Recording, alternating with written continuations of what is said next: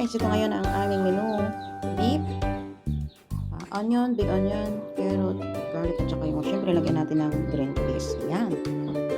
We have to cook. I'm going to cook for our lunch for today. Ganito lang ang buhay Pilipinas. Lalo yung nabubuhay dito sa probinsya. Okay. Let's start cooking. Mag-umpisa na kayo magluto. Ayan, kasi may bisita yung aking dalaga. Kasama yung kanyang co-teacher. So, kung ano yung nandito, yun na lang ang lulutuin ko. Tapos, maglalaga ako ng itlog sa kanila. Ayan, start cooking. Lagyan natin ng mantika. Guys, lagyan natin ng bawang.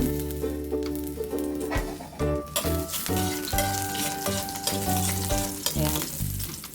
Parang tabingi yung kawali.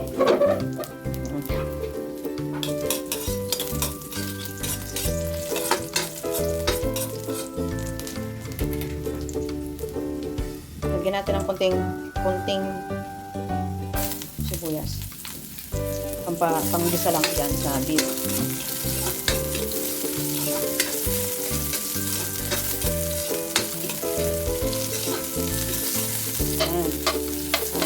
Siyempre, nangangamoy na. Lagyan na natin ng beef. Yung cut ng beef ay medyo malalapad. Kasi dapat ang luto ko sana ito ay lipstick. Kaso lang, dahil may bisita, so you need to make mas yung marami yan. Kasi pag lipstick kami tatlo lang. Okay lang sana. Yan guys, kasi i-marinate ko ito ng kanina ng mantika. So, kunting ano lang. Labasin lang natin yung kanyang tubig, tapos ahunin natin. Kasi ito ay malambot na parts ng beef. Yan guys, kita naman ninyo. So, ahunin natin, lagay natin sa kahit ihanoy mo ganyan, malambot siya. Kasi kung lulutuin mo ng matagal, ay titigas.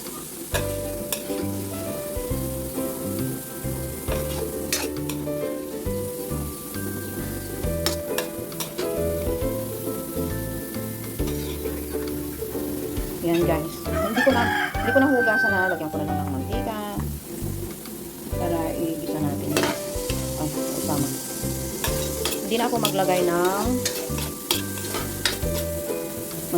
bawang. Una, lagay ko yung carrot.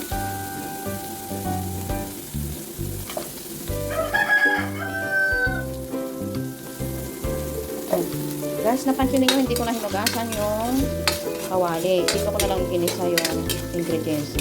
Kasi, sayang naman yung lasa ng beef na nailagay dito sa kung napansin niyo ang hiwa ng carrot. Yung manok naman, yung hiwa ng carrot ko ay pabulaklak. Kasi dapat ang lulutuin ko ngayon ay iba. Kaso lang dahil may bisita ng aking anak, so magdagdag tayo ng konting kulay niya. Lagyan din natin ng patatas guys. Gusto yata yung manok ang isusunod ditong lulutuin eh. Ayan, at kung napansin nyo, ang kulay ng patatas ay yellow. Parang mustard yellow. Kasi, hindi ito yung laman ng patatas, kundi ang patatas na ito ay bunga. Bunga ng patatas namin ito. Yan.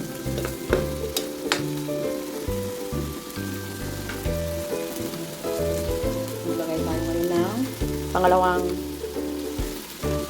onion, yung malalaki. Kung napansin niyo kanina ay naglagay ako doon, pinanggisa ko sa beef. Ngayon, naglagay uli ako dito na panggisa ko sa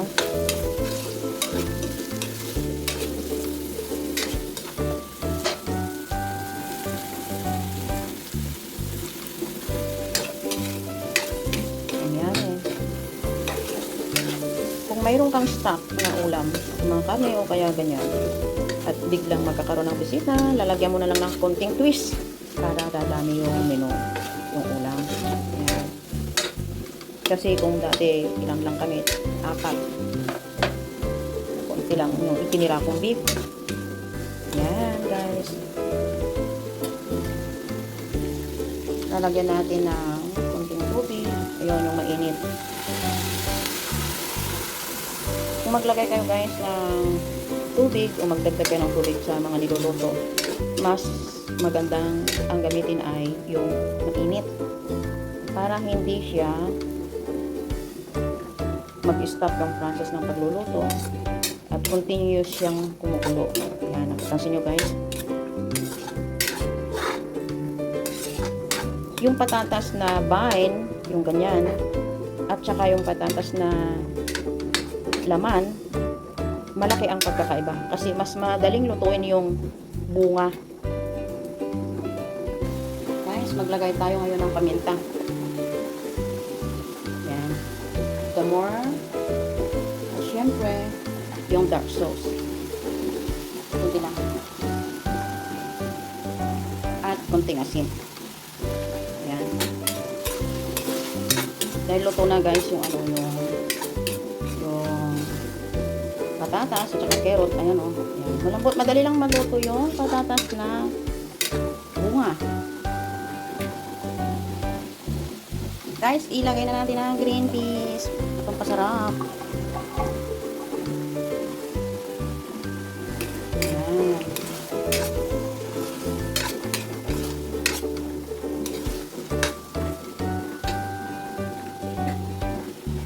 At ilagay na natin ang ketchup. Ayan na guys. Yan guys. O, nakita ninyo, nalagyan na ng konting ketchup. Gumamit naman ako ngayon ng ketchup. Hindi tomato sauce. Magdagdag tayo guys ng paminta. Kulang. Tinikman ko, kulang yung paminta. Yan.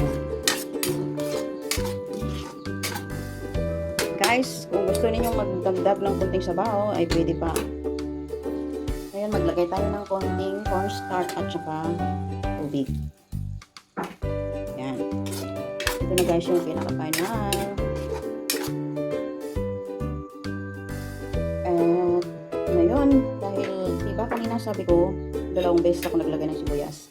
Ngayon, ito yung pangatlong topping ng sibuyas. Ang sibuyas na yan is pang dekorasyon natin. Yan. At pwede na natin ilagay ang beef.